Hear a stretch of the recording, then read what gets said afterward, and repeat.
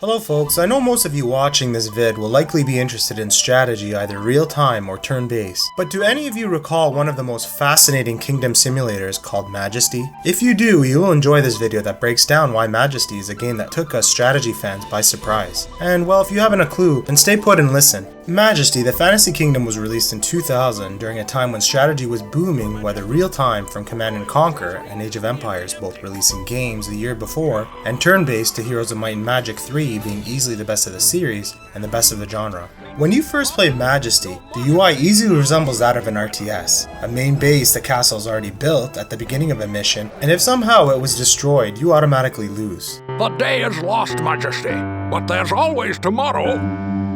When clicked with a cursor, a button appears to allow you to build anywhere across the explored map. Buildings that can be built differ in function. Some can be built to allow to recruit heroes such as the Warriors and Wizards Guild, or others that can boost the economy such as a marketplace, blacksmith, or an inn. So far it seems like an RTS, but here's the big catch. You have no direct control over your heroes' actions, meaning that they have an AI of their own and will do whatever they are scripted to do.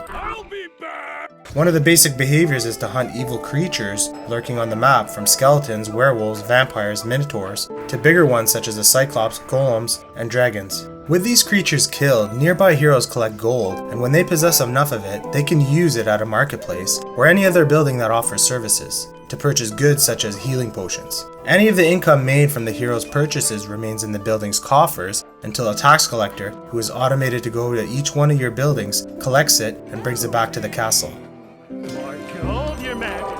Once he returns a stash to the castle, or even an outpost, it is stored and can be used to build new establishments. As you can see, the resource gathering differs greatly from an RTS, where the economy has a single method to collect funds. In an RTS, a set unit gathers resources and directly heads back to your base in a linear path. Whereas in Majesty, the tax collector has many unique paths. He is also very slow at collecting and vulnerable to enemy creatures passing constantly in the kingdom, such as ratmen and trolls, who always seem to pick on the poor guy. If he dies, all that sum of gold he has collected will be pocketed by the nearby heroes, or lost if none are around. You could rely on the city and palace guards, but they can barely take on a small rat. So this is where your hero's honor is tested, and they should protect the realm. Not all heroes are pious or loyal to the kingdom, such as the warrior, paladin, and the adept, but some may do so if there were to be a reward like an attack or an explore flag.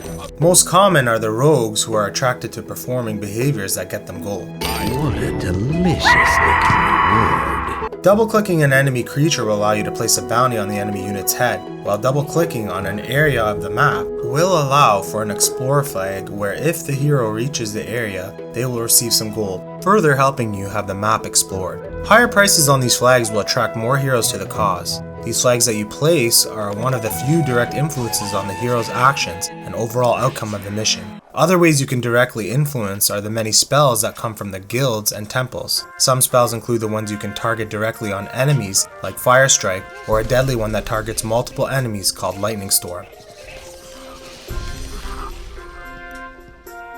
Other spells can boost the stats of your heroes, such as Bless or Vigilance, making it easier for them to kill creatures. You also have the most important spell of the game, in my opinion, are the 2 revive spells you get from Temple to Crypta, Reanimate, or Temple to Agrella, Resurrection. Early on, the heroes are still frail, and wizards and rogues can easily be killed with a single hit from a creature. This is why it is important to get your heroes leveled up as fast as possible. The most common way is for them to fight. Each hit they land on an enemy, they gain some experience, and eventually when the experience bar fills up, they level up. Of course, when the heroes do level up, their stats increase, but also when they reach certain levels, they will learn a spell, like the Paladin's Shield of Light to further protect her, or an ability that does a lot of damage called Super Strike by the Warriors of Discord. Heroes may also perform other actions to aid your kingdom. Both the gnome and the dwarf will repair buildings that are damaged. The healers, as their name suggests, will actively heal your heroes that are low on health. The Solari will garrison guardhouses, and the adept will actively run around and patrol the kingdom to help thwart invading enemies. It also should be noted that certain heroes' classes interact well with others. The rangers will follow and support any barbarian heroes while they're on their hunt. Same idea for the healers with the warriors. They will follow and heal them on their hunts. It is important in a game where you have no control over your hero's actions to have them work together as best as possible, and these hero class bonds will make a difference in completing the objective. Now, you can have the complete opposite, where guilds and races do not like each other, so much that the rival guild or race will not even move into your kingdom. Whichever race you choose, gnomes, elves, or dwarves, the other two races' homes will not be eligible for building. Temple to Agrella and Doros can be built together, but their rivals, Crypta and Fervis, cannot be built, while either a Temple to Agrella or Doros is erected in your kingdom. Helia and Lunard are also rivaling temples and can't be built together. However, in certain campaign missions, your heroes can discover buildings to join your kingdom. Most often found are the temples, and if you happen to find a rival temple, it can be utilized. This is why there is a need to have heroes explore the map as quick as possible. Rangers will scout as part of their main behavior, but the need for you to place explore flags at a good price will encourage the heroes to venture. It also should be noted that certain buildings have prerequisites before being allowed to be built. Exactly like tech trees for an RTS. The dwarves will only move in provided that there is a level 2 palace and a level 3 blacksmith. Paladins require a temple to Doros in order to be recruited in the Warriors Guild. It may be worthwhile early on to fulfill these prerequisites to get more advanced heroes like the Paladin and Warriors of Discord, but this requires a lot of gold or a healthy economy.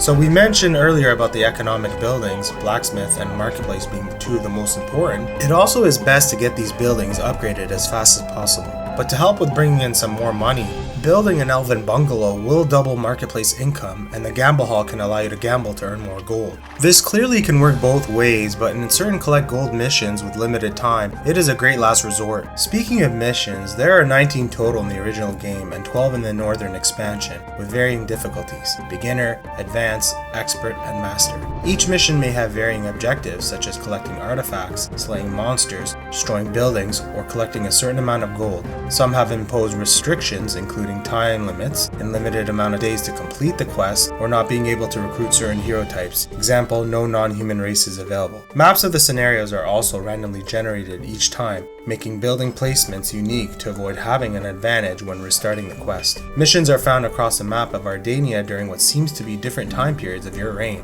It is always enjoyable hearing your advisor counsel you during the mission briefing. The voice acting was well done. I wouldn't put it at the Warcraft 1 or 2 narrator's level, but definitely something you look forward to hearing when playing Majesty. Must call forth all possible might to reckon with these ultimate manifestations of all things foul and pestilent. In Majesty, you also find unique sound effects and dialogues throughout your gameplay.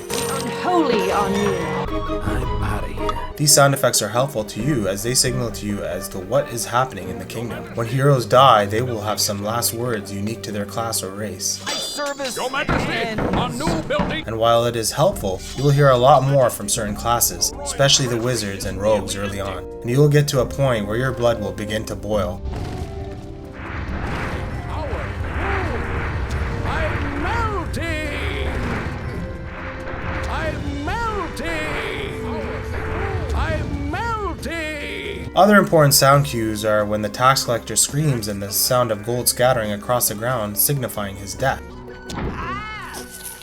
Or when your advisor gives you some cues such as a nearly empty stash, Your Majesty, the royal treasury is nearly empty. a certain race can now move into your kingdom, Your Highness, the elves wish to join our prosperous kingdom. and lastly, all of your usual RTS sound signals of completed buildings, Your Majesty, a new building is complete. palace under siege, Majesty, the palace is under siege. and newly discovered buildings. Majesty, a newly discovered outpost has agreed to join your kingdom. We talk greatly about the heroes of Majesty as their actions are what are gonna get you over the hump, of course. We are victorious, Your Majesty. But there is another class of citizens in your kingdom called the henchmen, who really don't have an underlying personality and remain constant to their tasks they are set out to do. The peasants will build and repair for you. The palace and city guards will protect your kingdom even if it means losing their lives the majority of the time. And who we mentioned earlier, the tax collector, slowly but eventually collects the gold within the kingdom. Nothing special about them, but they take care of the dirty work and you have to appreciate the peasants' dialogue. I serve with pleasure. Collector.